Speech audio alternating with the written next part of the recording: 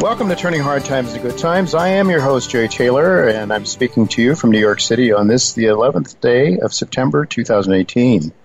Before I talk more about today's show, let me remind you that I am the editor of Jay Taylor's Gold, Energy, and Tech Stocks, and you can subscribe to my letter by going to miningstocks.com, or you can call our office in New York during the normal work hours, 718-457-1426, 718-457-1426. I would also encourage you to consider subscribing to Chen Lin's letter, especially if you're interested in the biotech sector. He's got some very exciting things that he's working on now, a couple of them that I've invested in and I talk about in my own newsletter from time to time. But ChenPicks.com is the place to go for Chen's work.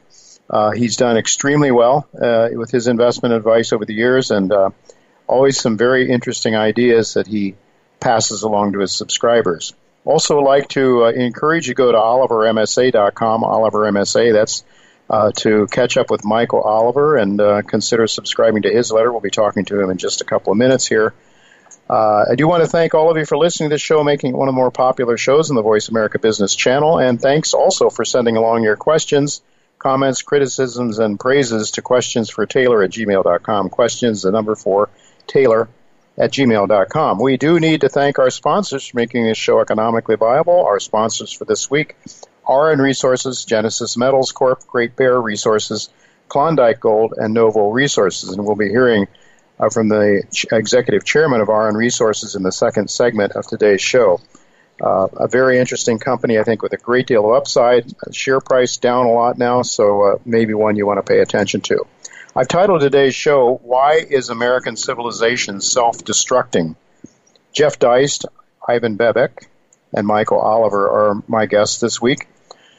Why are organizations like Black Lives Matter and Antifa violently prohibiting the expression of ideas that they oppose? Why are university campuses, once fertile grounds for an honest search for truth, now the scene of violence against the views opposing the federal government's own sponsored religion, namely liberalism? How will this destruction of our First Amendment rights impact life, liberty, and the pursuit of happiness and financial well-being in America? What can we do to protect ourselves against the moral and financial carnage that results? So those and more questions are the kind of topics we want to ask Jeff Deist about. He'll be with me in the second half of today's show. Of more immediate concerns are the companies that we are investing in, and one, as I just mentioned, RN Resources. It's a top pick in my newsletter. I own it personally. It is a sponsor of this show. So I'm really pleased to tell you that Ivan Bebek, the executive chairman of RN, will be with me right after the first commercial break. But right now, I'm very pleased to tell you that Michael Oliver, proprietor of OliverMSA.com, is with me to provide his insights in the markets. Thanks for joining me again, Michael. Hi, Jay. Good to be back.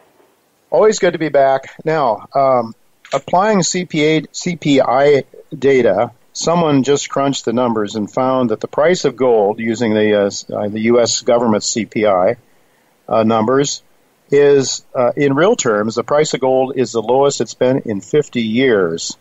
And from a fundamental point of view, that would suggest to me that now might not be a good time to sell your gold and buy stocks, though I'm sure that's the inclination of a lot of people. It seems that's what's been happening.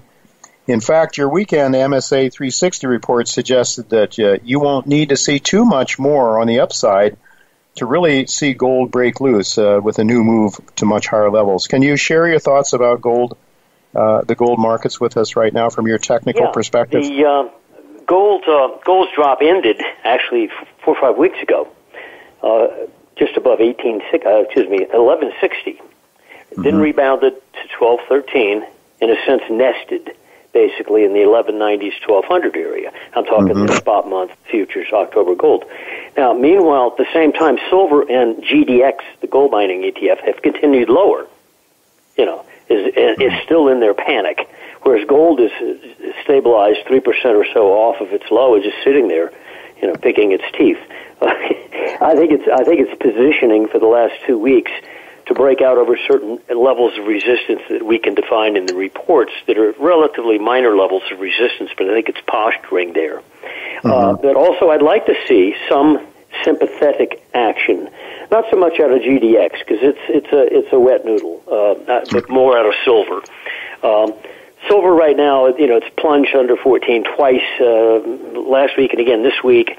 Made a new low today and then rebounded back over 14. It will take a lot to turn silver up, and frankly, let's just forget this week. Let's assume this week you don't. It takes 14.49 weekly close, in my view. Next week, 14.28 will do it.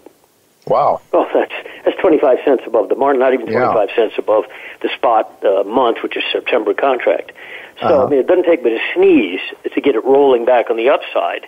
And one of the virtues of a market that goes straight down, like silver and GDX did over the last few months, where if you look at a price chart, it's just like a little waterfall, is when you turn up, the chart sellers don't know where to sell it. There's no resistance. In other words, you go back like 21 on GDX to find any resistance. And on silver, a couple dollars.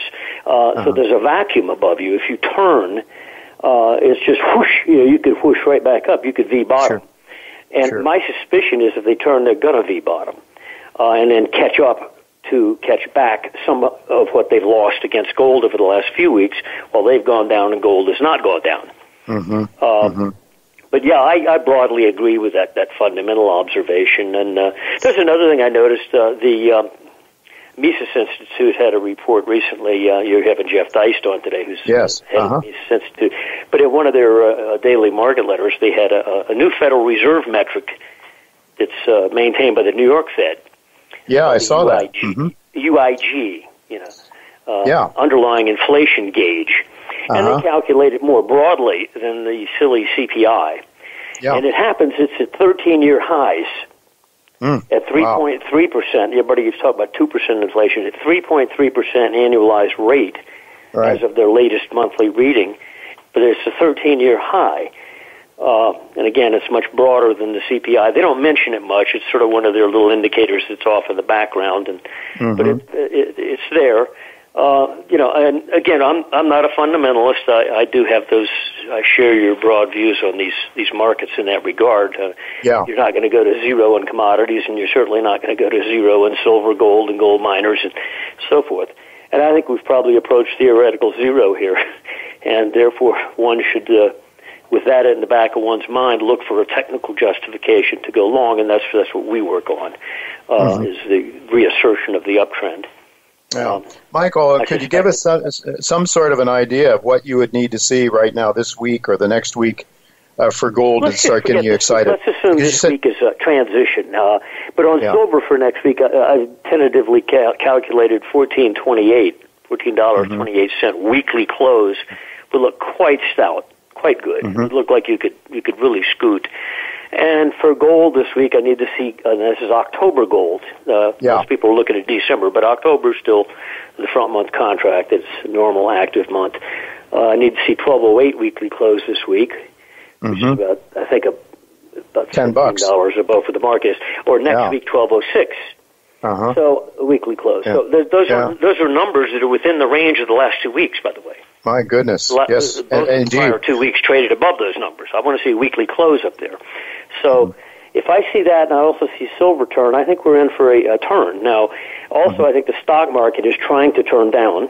The S&P is fighting a royal fight here. The Nasdaq's already done damage. Intermediate trend, as far as I'm concerned, on the Nasdaq 100 is cracked. But the S&P didn't do it. And the S&P missed it by, 10 points, no big deal. But it's not far below us, less than 1% below the current market. The S&P will break its intermediate trend, and I think head back down again. What's really interesting to me is something that's not mentioned. Everybody talks about emerging markets are weak and how strong the U.S. market is. Take a look at the DAX index in Germany and the Euro Stoxx 50 index, which is like their blue chip index of the Eurozone. They're on the lows of the year. They're pressing at their 3-year averages. And they're way back. They're back below the 2015 highs. That'd be like the S&P trading at about 1,300 right now. Wow. Now these markets move. They're developed market indices, and they move with the S&P, but they don't move at the same percent. S&P may go up more than they do, or at times even go down more than they do. But they tend to walk in the same direction as the S&P. Since February, they haven't. They had the February drop. They had a little bounce effort, just like S&P did in March and April and May, and continued up. They didn't. They rolled back over to the lows. And yet nobody's headlining this or talking about it. We're on the lows of the year and about to blow annual momentum trend structures that we calculate that go back to the 2009 low. Wow, yeah. So I can't conceive of that happening and it not having implications for the other developed markets, namely the U.S. markets. Absolutely. So, absolutely. Nobody's mentioning it. Well, Michael, with just a minute left or so, I mean, you're looking at this inflation index that the Fed watches, the New York Fed watches. It's about 1%, more than 1% higher than the CPI. You would think that is likely to encourage them not to be easy with the monetary system. They're likely to hang in there tighter, which I think would also not be very bullish for bonds. Well, the bonds are not behaving. We expected a counter-trend rally. We got one after the May low, but we thought it would go further. We thought it might sustain longer, and maybe it will reassert itself, but it's frankly, it's weakening now to the point where we have some doubt as to whether it's continuing. Instead, we may be resuming the longer-term downtrend, meaning higher rates. And I frankly don't care what the Fed does on overnight stuff. I care about 10-year and 30-year, and right. They're heavy. They're heavy. Right, they're heavy. All right. Well, that's a warning for sure. Those of people that have the ability to get out of the bonds, I think it would make sense to consider at least lightening up. Michael, thank you so much for your time. Thank you, it's always a pleasure having you on. Always, your insights always very much appreciated. I thank you very much, and we'll look to do it again sometime. Actually, next week I'm going to be in Portugal, so you'll not be on next week. I have to pre-record that entire show. But the following week, hopefully, you'll be with us. I always look forward to having you. Thank you so much for being with us again.